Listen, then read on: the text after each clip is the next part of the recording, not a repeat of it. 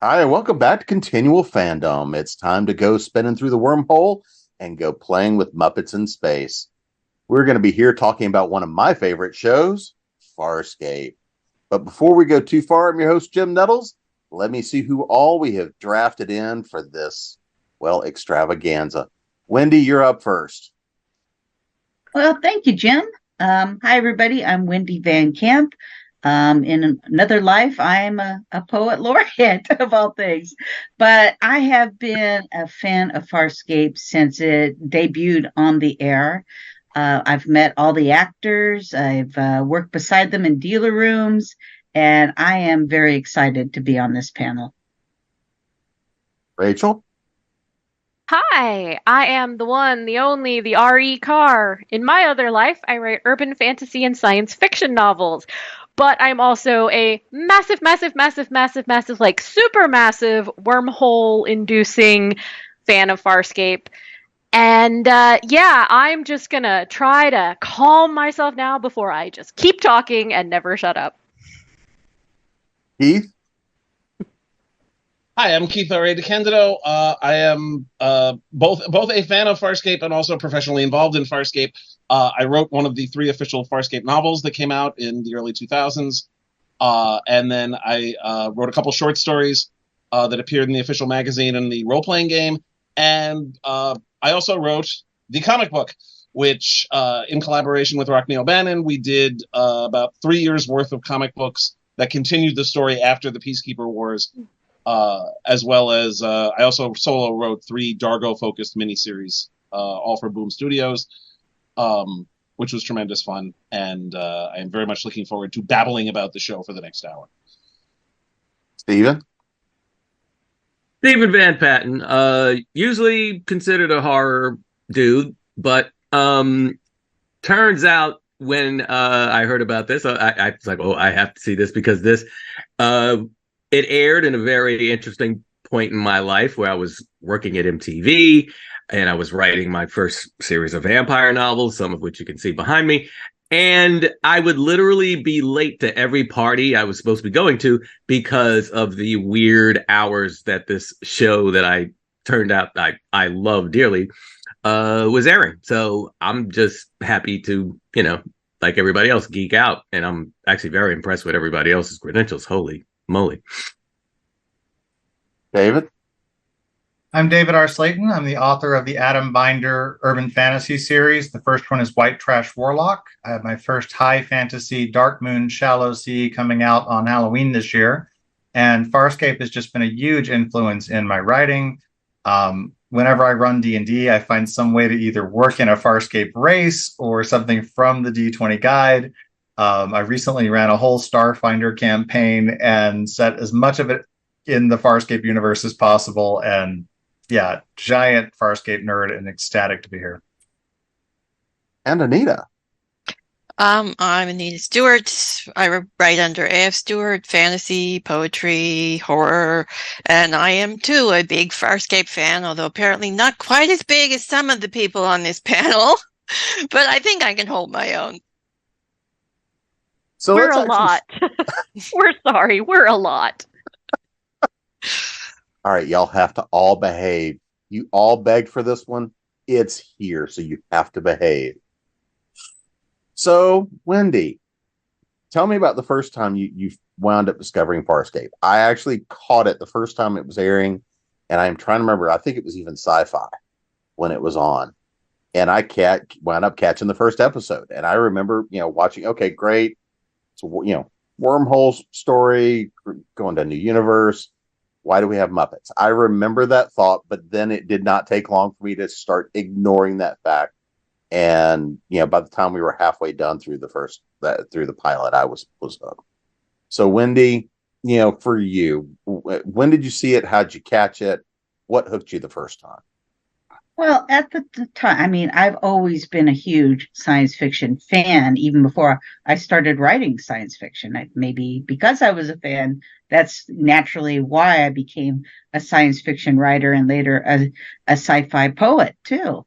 But I just remember catching it on the Sci-Fi Channel It was on very late, if I recall. It was kind of like what Keith mentioned. It was, or I'm sorry, Stephen mentioned. It was on at a very odd time, but I just kind of got hooked on it. It didn't hook me at first. I got to say, the first couple of episodes, they were kind of trying to find their ground with the show, and it really didn't take off until maybe later toward the first season. But my goodness, once I got hooked, that was it. I was glued to the channel, and I loved all the colloquialisms in the dialogue. It was very fresh for the day. It brought up things that were in pop culture of that time. I think in a way it's because of, as time has gone on, maybe new viewers don't catch those references anymore. But for me, they were, for me and my generation. I understand all of it. I loved it. And it was just the pacing, the acting, everything about it just blew me away. And even though I love Star Wars, I love Star Trek and all these other franchises too, but somehow Farscape has come to be number one with me and probably always will be. Rachel? Well, I'm kind of, I guess, the outlier. I was a massive Muppet stan. So I loved everything Jim Henson. I loved all the puppets. And as soon as I heard the words puppets in space, it didn't matter. And then I saw Ben Browder. And then I saw Claudia Black. And as a bisexual woman of a certain age, there was nothing on earth that would keep me from watching the rest of that show. It was so different. I mean, I did like SG-1, but it was kind of cold and military in comparison.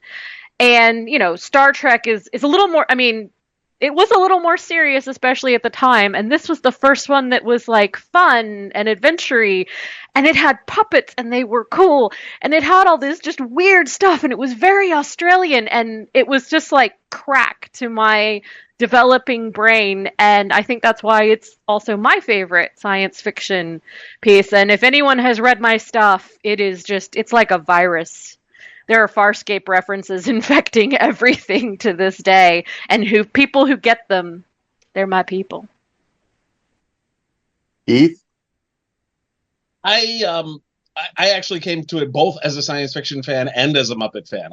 I grew up on Sesame Street and the Muppet Show, and Jim Henson was always one of my heroes. And so the fact that it was a science fiction show produced by the Jim Henson Company was part of the appeal. It took me a while to get around to watching it for various and sundry reasons. I kept seeing ads for it on what was then called the Sci-Fi Channel before they forgot how to spell. And I was curious, and then finally I sat down. Sci-Fi used to periodically do little mini marathons, or they would show like 4 episodes in one block. And so I sat down and I did one of those blocks.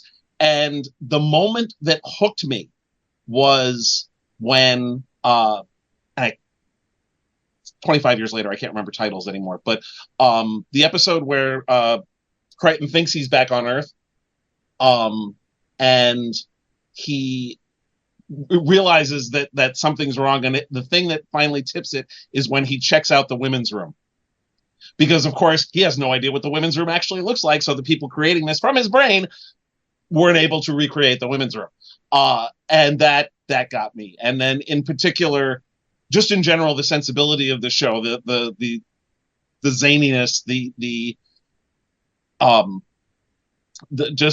complete lack of any frills to give, to use the show's idiom, was wonderful. I think the way I always phrase it to people is Farscape is the only show in the history of television in which that week's problem can be solved by one character's flaming pee. Which is Farscape. Oh, Rigel. Yes. That's and you know, how can you not love that? Stephen? Well, like I said, for me, I would make myself late going to whatever little social function I was getting ready for that night. And it was because, all right, so if I remember correctly, the Sci-Fi Channel hadn't even really started it up. And this was kind of like, not necessarily their flagship, but was definitely kind of like, it was an important posting, kind of like, I don't know, maybe like when The Simpsons first started on Fox. And I'm getting dressed, and I didn't really see the very beginning of the episode, but I always had the Sci-Fi channel on because of who I am. So I'm getting dressed, and I see this, what turns out to be a Luxon. I don't know what a Luxon is at the moment, but I see this Luxon beating up this like underwear model guy, and it's like, and somewhere within all of that dialogue, and Claudia Black, of course, and being attractive, and Virginia Hay being attractive, it stopped me dead in my tracks. Before I knew it, people were calling, "Yo, man, where are you?" and all this other stuff, and I was like, "I'll be there in a little bit." I had a problem, and because I couldn't tell my boys that, well, there's this thing with Muppets on right now, and I'm trying. I need to check this out before I come to the club. So that was kind of how it all went down. And hooked ever since. First world David? nerd problems. Yes. Well, yeah. I have to admit, there was a little bit of the same sort of moment as when DS9 came out, and we had to watch the entire Battle of Wolf 359 before we went to the club. So, So, David, what hooked you? Well, it was the Flaming Pea, actually. So it was that episode. It was one. I was in my little tiny studio apartment here in Denver. I flipped on the TV late at night, and I caught half of "Thank God It's Friday Again." That episode with the Flaming Pea, and it was the makeup, the pale albino woman in that episode, and of course Virginia Hayes Zan has always just been just this massive like thing for me. Like I just thought she was such an incredible character and characterization, and then that episode, a little bit of body horror when they put the worm in Crichton's belly button. It was just so weird and out there and so different than anything I'd seen in sci-fi before. And of course, then Rigel shows up, and we've got Muppets on crack essentially. It was it, and I was like, okay, I've got, I don't know what this is, but I've got to find more of it. And from there, I was just hooked for life. Anita? Well, I was hooked from day one. I'm a big sci-fi fan, a big Henson fan. And when I heard they were putting sci-fi and Henson together, I said, I got to check this out and see what's going on. And so I was in from day one on the show. It was just so dysfunctional and so like nothing goes right. And I loved that. And anyway, and the translator microbes really sealed it for me, because that's the one thing in Star Trek I just never understood was the stupid translator, universal translator, because if they lost their communicator, how the heck did they still understand people? I mean, how was the universal translator? They never explained that. And the translator microbes in Farscape, it was just like, yeah, that works. So I was, these little details that the show had, that's what hooked me. Wait, again, I remember sitting down to watch the first series, and of course, you come into this pilot, and you got this guy that jumps through the wormhole. And I'm automatically thinking, okay, it's Buck Rogers, right? Or Buck Rogers through a wormhole, right? Mm-hmm. We pop in, and the next thing you know is he's running around the middle of a prison ship. Again, you have Muppets with attitude, but Muppets. I really kept wanting to see the pigs in space. That would have made. Just if I'd have gotten that in one episode, I'd have been happy and could die happy. But, looking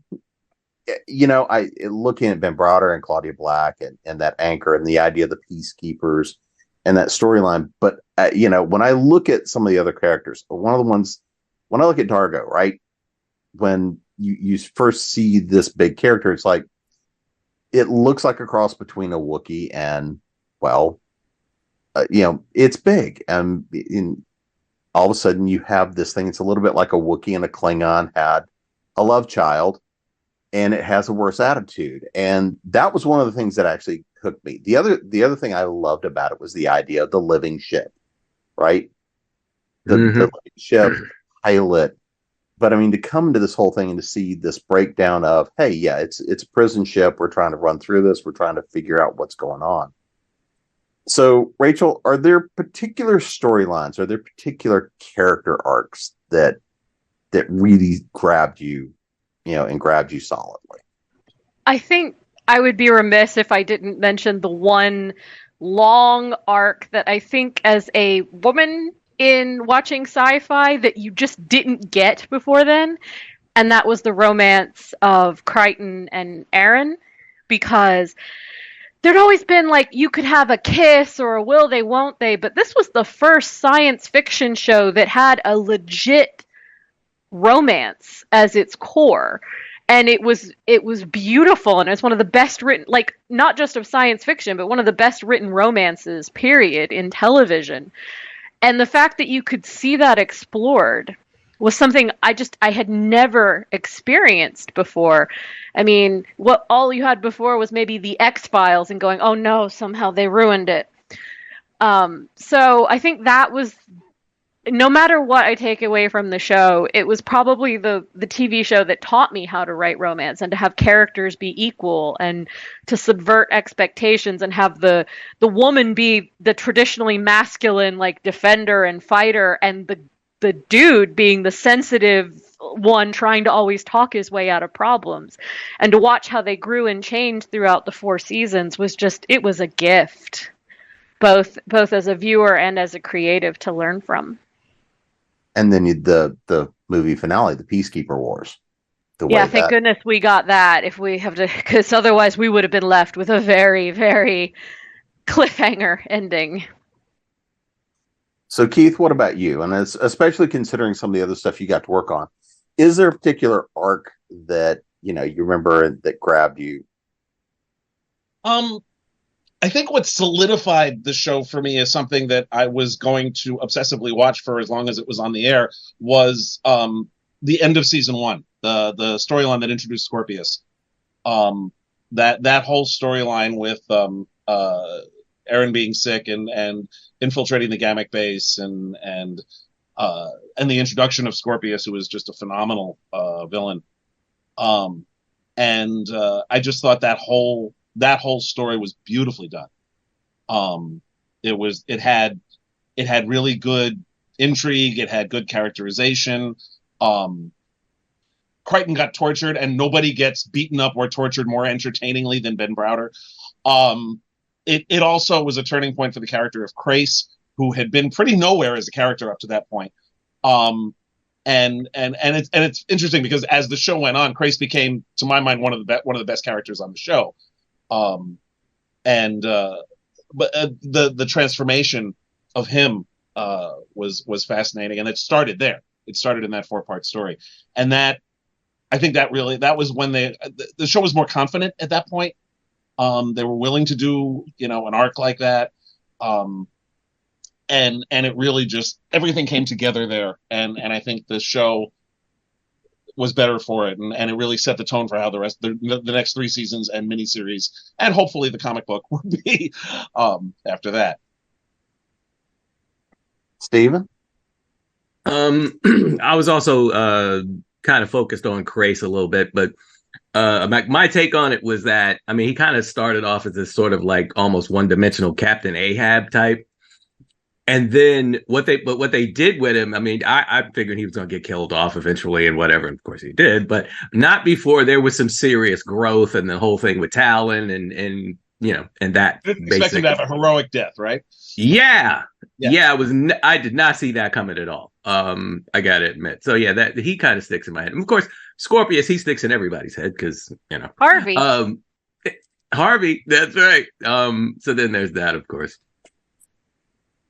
David? It's kind of hard because there were so many really good ones, but the buildup of all of that, I think it was the first show for me that did that gradual stuff. Like when Moya first gets pregnant, when Dargo breaks that barrier, and we flash back to Erin when she was dating the scientist, or with the scientist who essentially put in that barrier. And all these little things just slowly start cascading. It broke my heart. But Season of Death, Season 3, and the fact that that's the title of the Season 3 premiere, is, dear God, everybody does. And they weren't afraid to take risks. And of course, I hated losing Zan. I hated losing. I loved that character so much. But the way, again, that heroic death, the choice to sacrifice herself to save Aaron, that, but it wasn't just this automatic overnight thing. It took a while for the effects of that to kick in from the season 2 finale. So really again, Season of Death to me which is how I think of the whole season of season 3, because Aaron and Crichton finally get together, but it's with the one Crichton and then he dies. And it's just like, oh my God, Oh, that's so painful. It's like the most painful moment in the whole show. But Rachel, at least we got double the Ben arm porn. So that was yes, that is definitely true. The show is very good at arm porn. Anita? I think my favorite's the dynamic between Crichton and Scorpius and Harvey, because it's interesting to see the real Scorpius and Crichton together, and then to see the Harvey illusion in his head, especially after he got the chip taken out, and Harvey's sort of on his own, and Ben is just kind of taken over, and it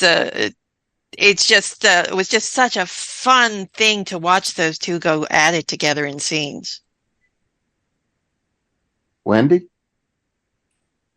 Well, the relationships previously mentioned, I loved as well. But the one that we haven't brought up is the relationship between Crichton and his father, which is woven through the entire series. We see his father for real in the pilot in Mission Control. This is a man that he's had to live in the shadow of his whole life. And this shadow, it's constantly over him. He loves his father, but he wants to try to go farther. He wants to make his own mark in the world. And you can see the presence through the ring that he carries. His father gave him Yuri Gagarin's ring as a good luck charm. It was his good luck charm, and he wanted to give it to his son.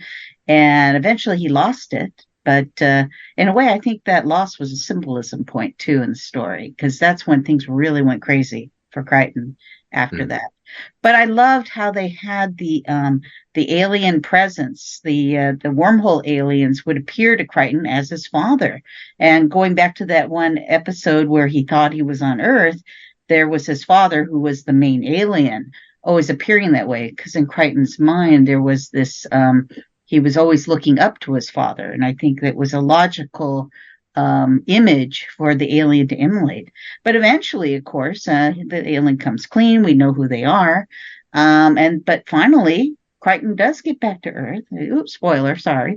And he sees his father for real, and they finally make up their relationship and all that. And I really loved seeing that. I know it was probably not the most prominent character arc, but it was one that I really appreciated. Just the parent-child relationship too. But there's just so much to unpack in this show. It's just incredible. And by the way, Keith, love your comics. I don't normally buy comics. I bought yours. Thank you. I had a lot of fun with that series. I know. Well, and I think this gets to what a lot of the show was about, was the relationships. And a lot of them we saw a lot of familiar relationships, but even kind of how some of the relationship develops around Scorpius and Crichton and some of the things that happen. You see some of the same sort of torture there as a mirror a lot of the times. Was there a particular episode or something you looked at and went, because I mean, we all know there's those episodes you look at and go, that could have been done better, or why did we go to? Was there a particular story for you, Keith? And I'm gonna start with you on this one. Was there a particular one you looked at and you were like, they should have taken a different path, or is there one you looked at and said, they kind of tipped over that for me? I think the storyline in which Zan died never entirely worked for me. That may have been slightly colored by the fact that I knew the behind the scenes reasons, because it wasn't for any story reason. It was because Virginia Hayes simply could not handle being put in blue makeup every week. That's something that has done in other actors in the past. Brent State on Andromeda had a similar issue, and others have as well. And so it I can it, but I guess I could see the strings a little too much in that storyline, and it felt so constructed. Also, I thought the choice on how to start season 4 was a disaster, but that was just completely weird, and I think did a lot of damage for that. The 4th season in general had a lot of problems. I thought that was the only season in which the show's creator, Rocky O'Bannon, wasn't directly involved in the day-to-day, and it showed, unfortunately. Steven, how about you? I don't know. I think the only thing that really kind of I don't know, bothered me might have just been like the two Crichtons thing. Sorry, Rachel. And just because it felt gimmicky. Nothing. I mean, as it progressed, like with a lot of other things with that show, as it progressed, it got compelling. But on the face of it, when it first happened, it was just kind of like, what? So that's mine. David? The budget savers, particularly the one with the video game in their brain. And I understood, right? This is a very expensive show to make. So we're going to film half this episode in a parking garage. I get it, right? Again, the amount of money it was taking. But that one particularly where they brought Zan back just for a quick cameo at the end of that. And it's taking place in a video game that Stark had somehow dictated. This is just a personal pet peeve.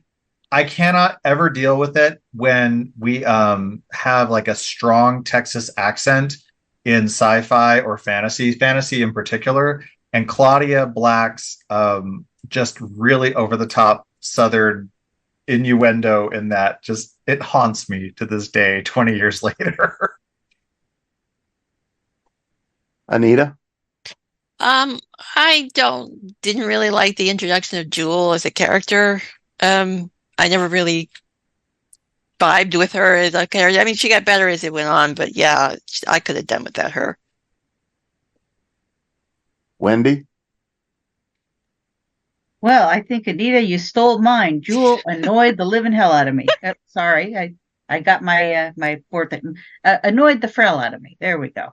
But she never grew on me, I'm afraid. Every time I saw her, I cringed. Sometimes I turned the channel. I mean, I don't know what it was about her, but there was just something about her that was like nails on the blackboard kind of feeling. And I know they tried to do something with her and smooth her out a little bit at the end, but I think her attitude and the voice, I mean, oh my gosh, I don't know where this concept came from, but she was certainly different. I'll put it that way.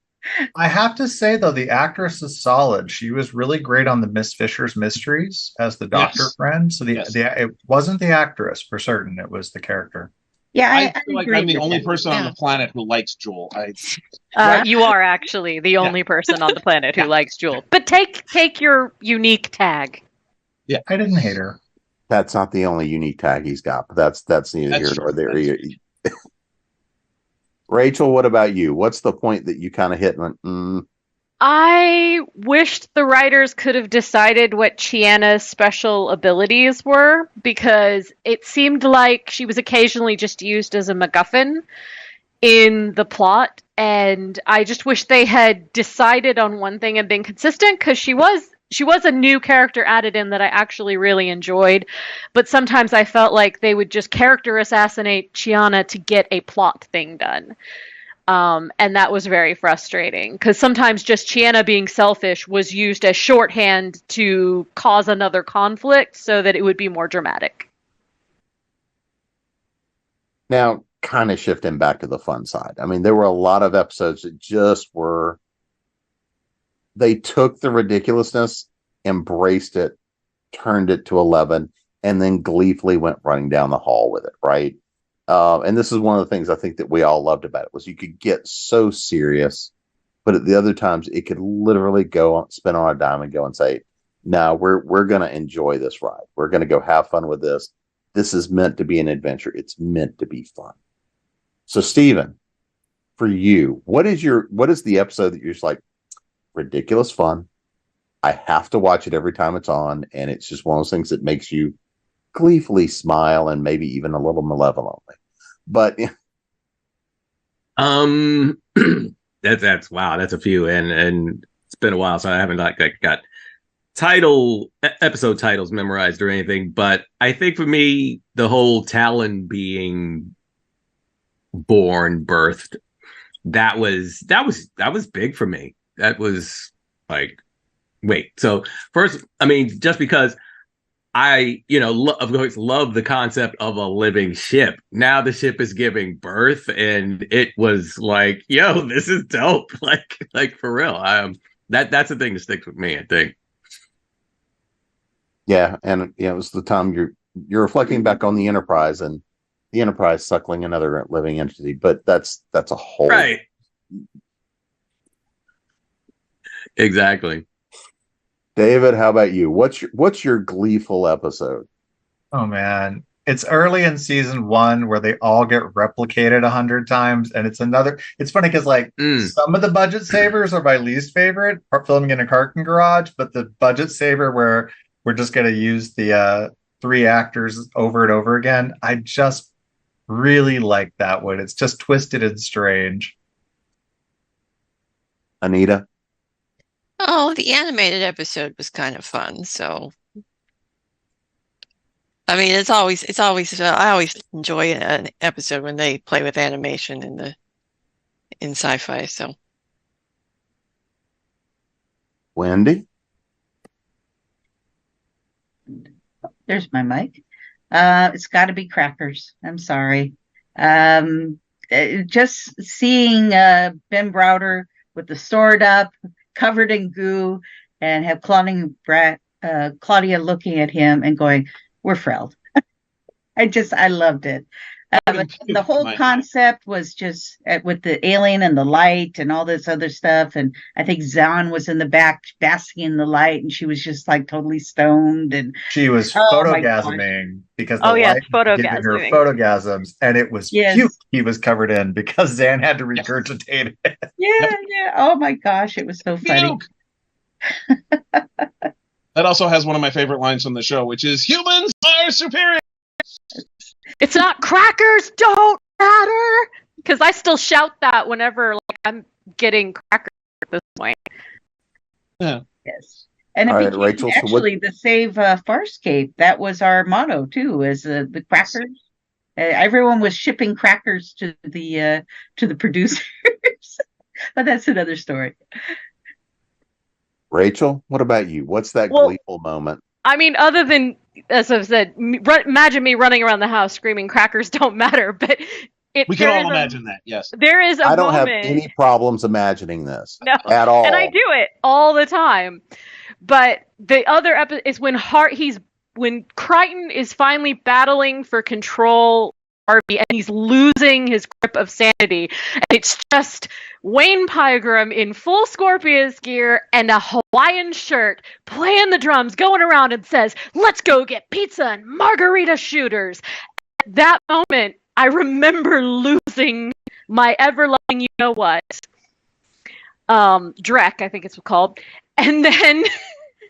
but that image is in my mind. Sometimes I will just run around the house, and I actually did have a night where I got margaritas and pizza in honor of Farscape.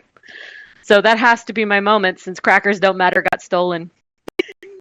Did you make the British boy run around in a Hawaiian shirt? That's the only thing I need to know. No, I like the British. Never mind. Never mind. Keith? I will say the coat, though, the Farscape coat. There is a whole special putting British accent in the Farscape Crichton coat that we'll just leave it there. By the way, that was not a Hawaiian shirt as such. That was a particular type of shirt that Richard Manning, one of the producers of the show, was wearing constantly, and they decided to put one on Scorpius. I remember it was bright yellow and had this really busy pattern. Yeah, so it's from some particular store in Australia that sells them, and it's down there. Hawaiian S. Yeah. I will. No idea. Mine is one that is a little weird, even by the standards of the question. It's the episode "I Yench, You Yench," which is the one where Rigel go to negotiate with Scorpius as to how they're going to go onto his command carrier. And they wind up being taken hostage, get stuck in the middle of a hostage situation kind of by accident.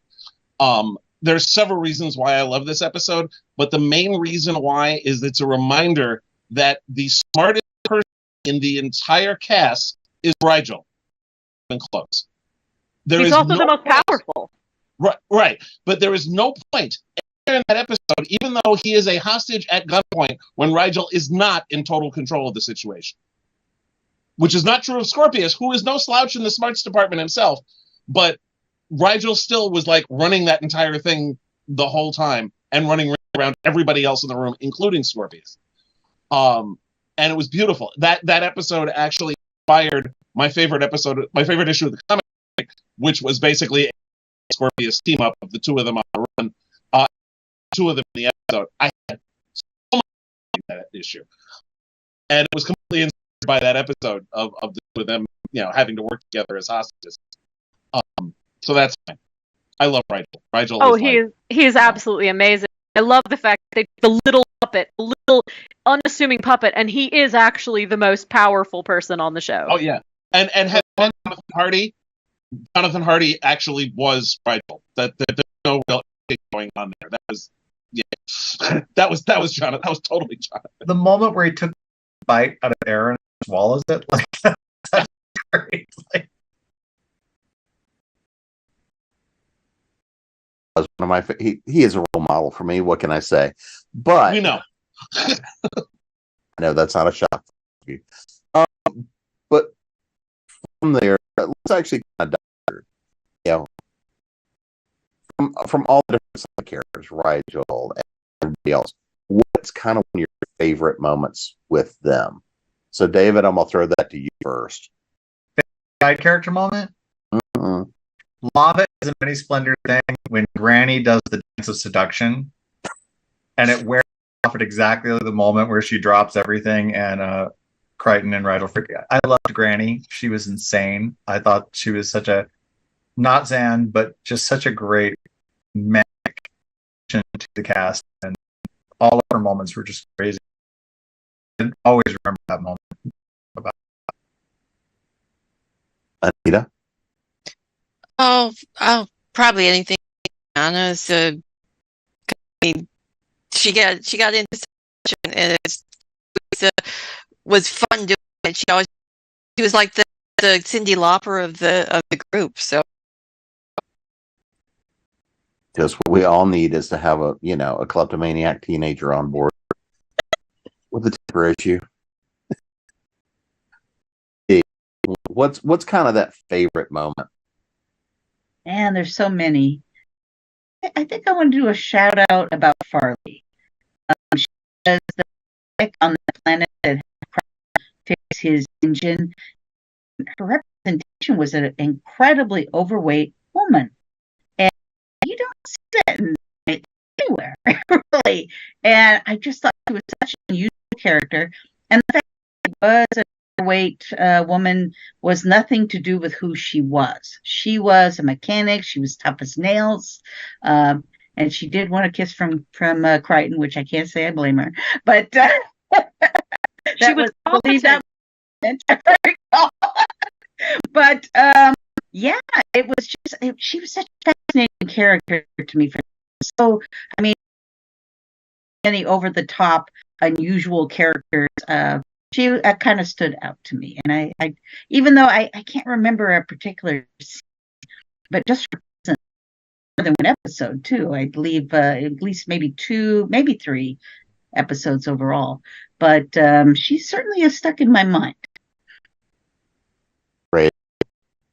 I have to give a shout out to the greatest henchman ever, Braca, because he survived every evil overlord by being just obsequious, competent, and knowing to shut up. He was like the Smithers of all Smithers, and I must just give Braca his due because he somehow lived when he should have died so many times, and I have to respect that. He was just that sleazy and willing to count out. That's who you want for a minion. I know. Oh yeah. Everybody was wanting. He's a perfect minion.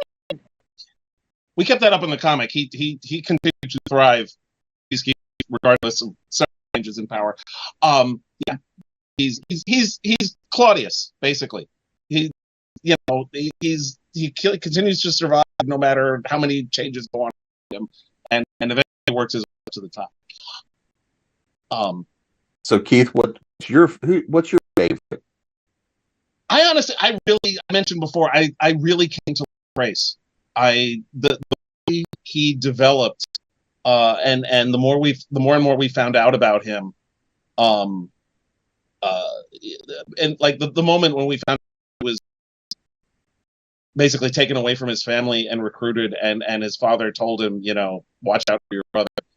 That really was very, just brought so much of his character into focus, and just watching him develop his relationship with Talon, his relationship with Aaron, and the fact that he went from being this, like Stephen, Captain Ahab character, and not and turned in, and then all the way to where he died a heroic death, and it made perfect sense. It was the perfect thing for where he'd gone. Just absolutely beautiful job of character development over the course of those first 3 seasons. It was beautifully done. And Lonnie Tupou just was so good. He was crazy. He was also the voice of Pilot. Oh yeah. Which get enough scenes with Pilot. I always liked those. Yeah. He was the most expensive puppet, so they brought him out only like either top, put him in with everyone. It was like a budget breaker. It was the most brilliant way to get out of the technobabble problem. Basically, all the ship's operations were handled by this one Muppet who had his own room. Anything that had to get done with the ship, just Pilot, do this, Pilot, do that. Deal with any of the nonsense. Just all the ship's operations were handled by him, and that was it. And even Pilot had such an amazing backstory, and we find out that he's kind of a counter pilot, and it's causing him all this pain until they fix it. Just again, the way that they could humanize these incredibly alien-like beings who look nothing like us, act nothing like us, have completely different moral codes.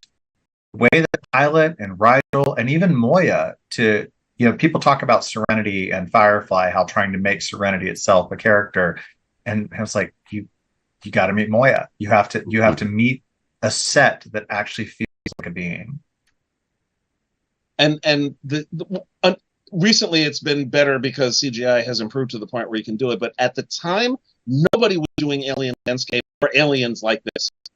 The Creature Shop was light years ahead of anything that anybody else was doing on any other science fiction show at the time, in terms of creating aliens and in terms of creating alien landscapes.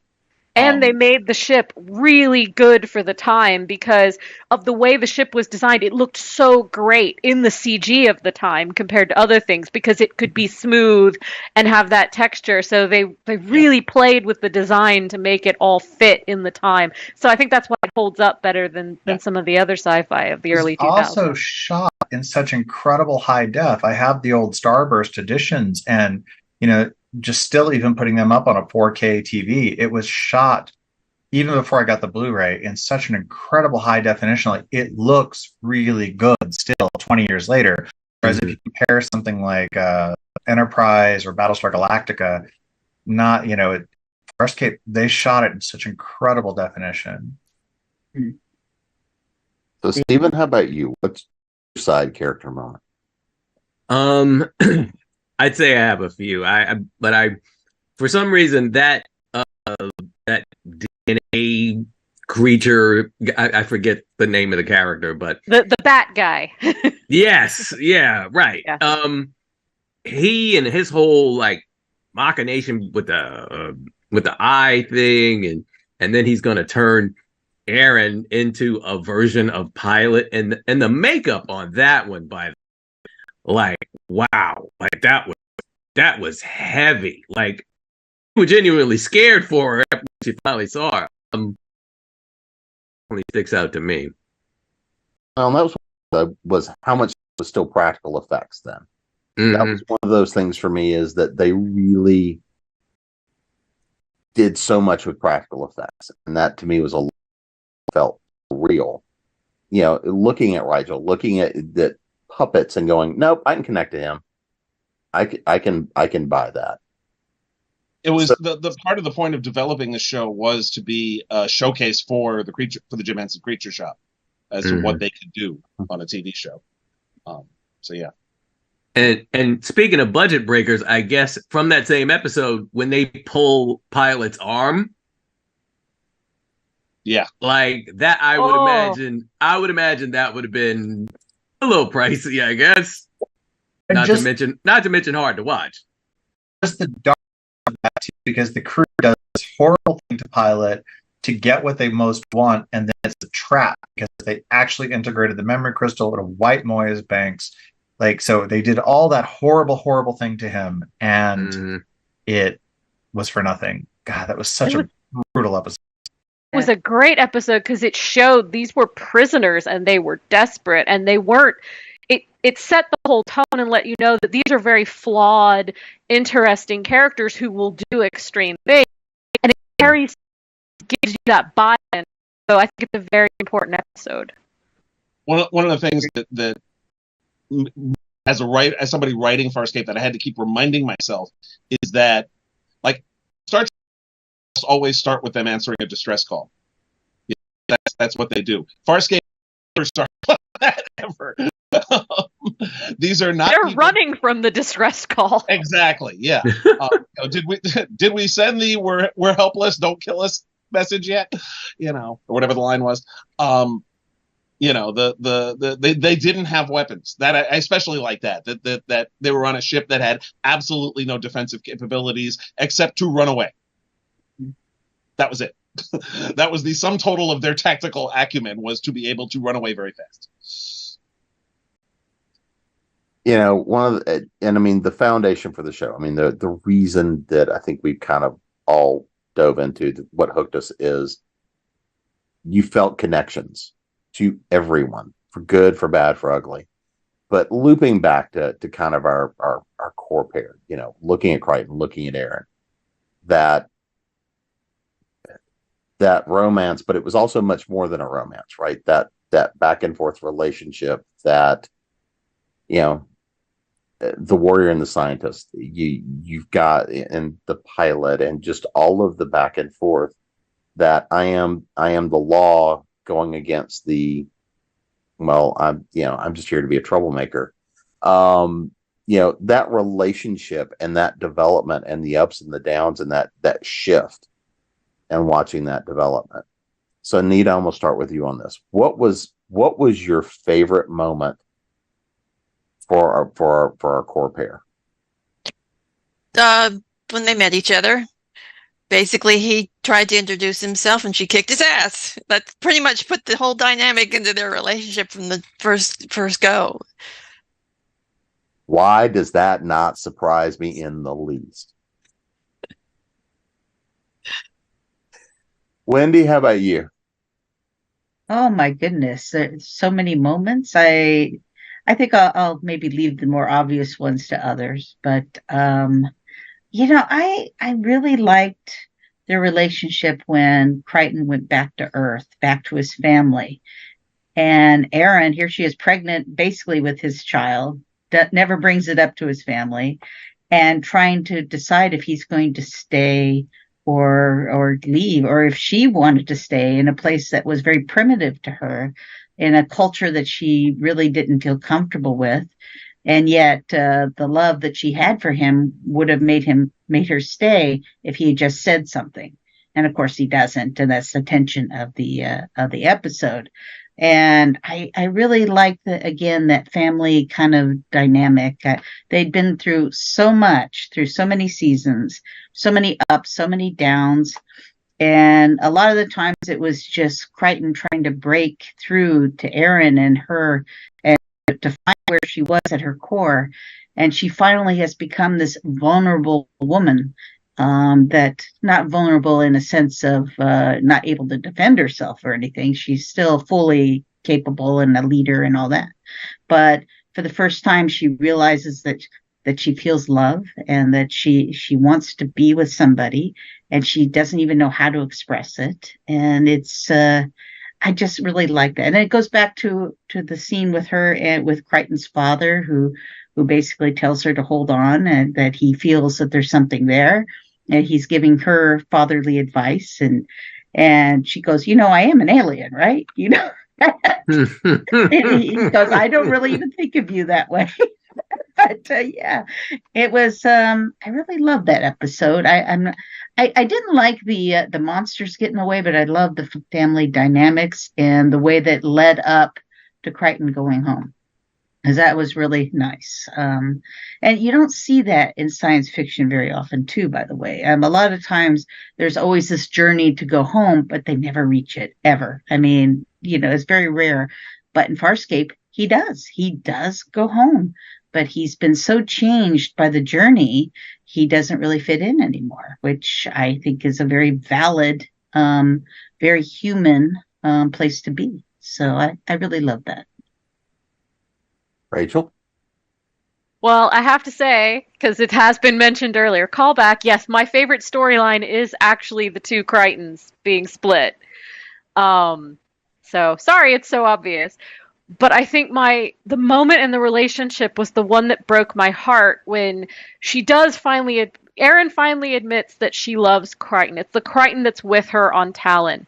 And he sacrifices himself and basically dies the worst death you can die in science fiction, which is radiation poisoning, in front of her. And the other Crichton on Moya has been pining for her the entire time, and he finally gets to see Erin again. And you see everything on his face, all his wants and joys and hopes and dreams, and you look at the utter crushing pain on Erin, who doesn't show a lot of emotion, but it's still there. And it just, in that moment of shattering, and you wonder legit if there was ever any hope, and if there could even be any hope for these two. And to make the audience feel that in a semi-episodic television show, I thought was amazing. It was like how good and tight and emotional the storylines had been until then. And it's one of those moments, those beats that just sticks with me 25 years later of like, I hope I can make people hurt this much as that scene did. As a writer, not in real life, I would just like to qualify. Keith, what's your favorite moment? Honestly, part of it is just the whole journey that they went on. They're the only two people on Moya who don't have anywhere to go. The Dargo, Zan, and Rigel all have nearby destinations in mind at first, if they can just get there. Getting home is damn near impossible for Crichton, and Erin's been kicked out, so she doesn't. Moya is her home at this point. And just watching, like Rachel said, the way they we're trying to, Crichton's trying to break through. But I think honestly, my favorite moments with them are in the Peacekeeper Wars, because they're a couple there in every sense. They are two equals, and you saw it many times during the show itself, but I think it was embodied best in that miniseries where they are doing everything together. They are full partners. They are they're a couple in every sense of the word. And they've got this kid on top of that, but I love that closing shot of them, holding the kid up to space. But they're very much a pair of equals, and I love that. And I love that dynamic, and I tried to continue that dynamic in the comic book that continued from there. That they were supportive of each other. They did stuff together. Or with their kid in some cases. I made several lone wolf and cub jokes with them taking the kid along on missions and stuff. But that I think that culmination of 4 years of heartbreak and nightmares to finally come together that way. Good payoff to the whole thing, basically. And the fact we actually got a payoff. Yeah. Because I found the whole, two Crichtons and then splitting them and then killing the one she was with to be incredibly manipulative. It was effective, but it was manipulative. Oh yeah, we're not denying it's manipulative, but damn, it hit like a truck. Let's it was call damn it like good it manipulation, but I still was annoyed. Steven, what's your favorite moment? Okay. You guys might be a little mad at this. I don't know. But I thought that one interesting thing was very early on in the first season where Aaron walks in on him kissing was it Jillian? Selena. That was Jillian. mine too. PK Tech Girl. Great episode. And what was interesting about it was her reaction. Because up until that moment, she was like, "You don't matter. I'll beat your, whatever, and whatever." And then he's kissing this woman, and I'm sorry to interrupt, and she grabs this big thing, and she starts just like running off with it, and he's like, "Can we talk about this for a second?" And in an odd way, I think that kind of set the stage. I mean, and they took their time with this, which I guess is one of the reasons why it comes across as this really effectively laid out romance. But yeah, that gave you a little like almost like an Easter egg, like yeah, something's going to happen, and just based on how she took that was like if you're really paying attention to me, that's like okay, all right, I see what you're trying to do here. All right, David. That moment where she said, he says to her, "Didn't you ever just click with someone?" And she said, "When I first met you, I thought you were interesting."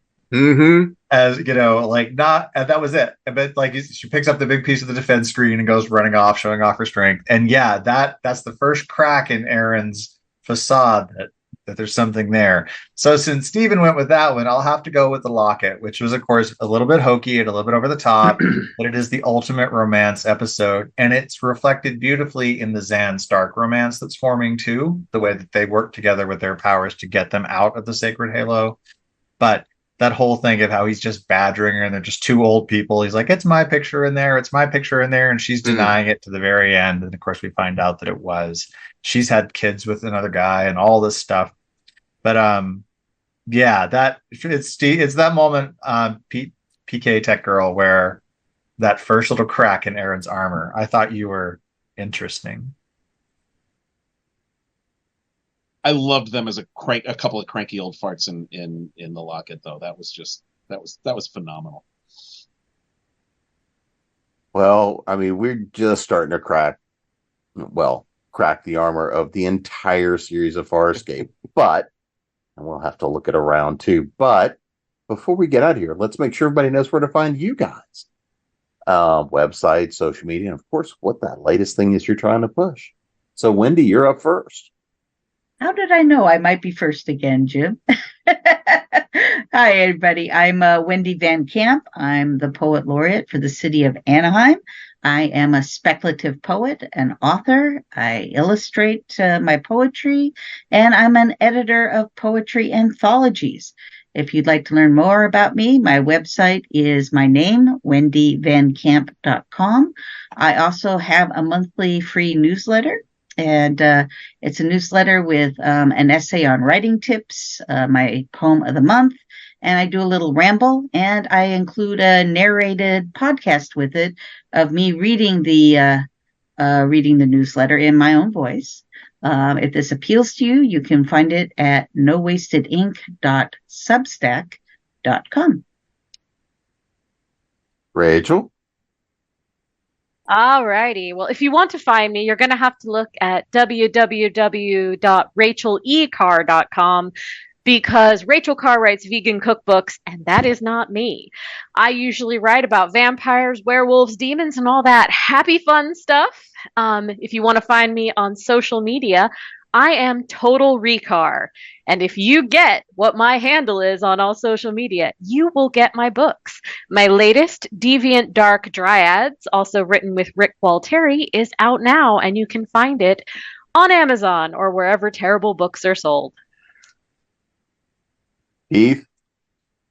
Well, I'm the only Keith R.A. DeCandido floating around, so if you search for my name on Google, I'm going to be it. You can find me online at DeCandido.net, which is a terrible website, which I really need to drag into the 21st century at some point. But it does link to all the various places. You can cyberstalk me.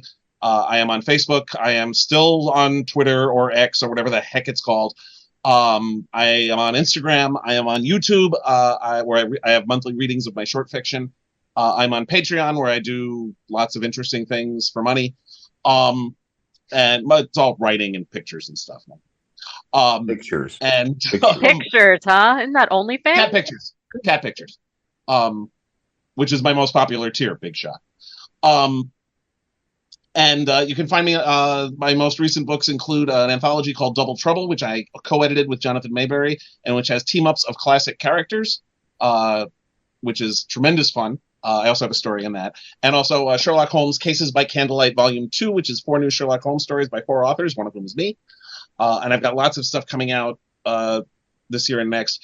You can probably find the Farscape stuff online, but probably only from used book sources. The novels are out of print, and the comic books are hard to find at this point. But I recommend it if you can track them down. They had tremendous fun writing them, and they were co-written by the creator of the show, so they are the official 5th season of the show, more or less. Steven? Well, when I'm not out buying Keith stuff, as I will be doing shortly after all of this, I also write horror, a little touch of serial killer stuff here and there. My novels are at www.laughingblackvampire.com. And I also have a podcast you can come check out, Beef, Wine, and Shenanigans. We actually just interviewed Miss Sharon Smith-Lentz from Dark Shadows fame. And then a lot of times we're, being like, complaining about different things going on in the world and ranting and stuff. But yeah, that's basically, and Instagram, Twitter, I am at SVP Thinks.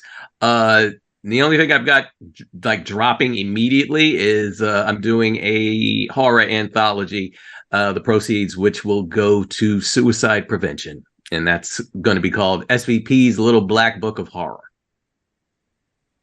David?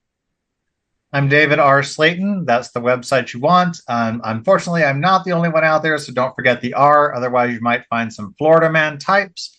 I have my first high fantasy Dark Moon Shallow Sea out on October 31st. And if you're looking for some geeky references, I've got my gay geeky rom-com To Catch a Geek that's out exclusively on the KISS app right now. And it actually just dropped like a week ago. And it's got, I think, at least 3 Farscape references in it. Nice. Anita? Okay, you can find me on my website, afstewart.ca, all my books and socials and all that stuff, including my new release that's coming out in October, Fairy Tales and Nightmares, which is a fairy tale retellings retold in horror and history. And of course, Spilling Ink. And then, of course, you can find me at jamesbnettles.com. AuthorEssentialsWorkshops.com, CreatingPros.com, TheSpeculative-Fiction-Academy.com. Oh, yeah, and of course, your Continuum. And we'll see you guys again soon. Time for me to go get on my Peacekeeper gear. Hell yeah! Oh, my. Starburst out.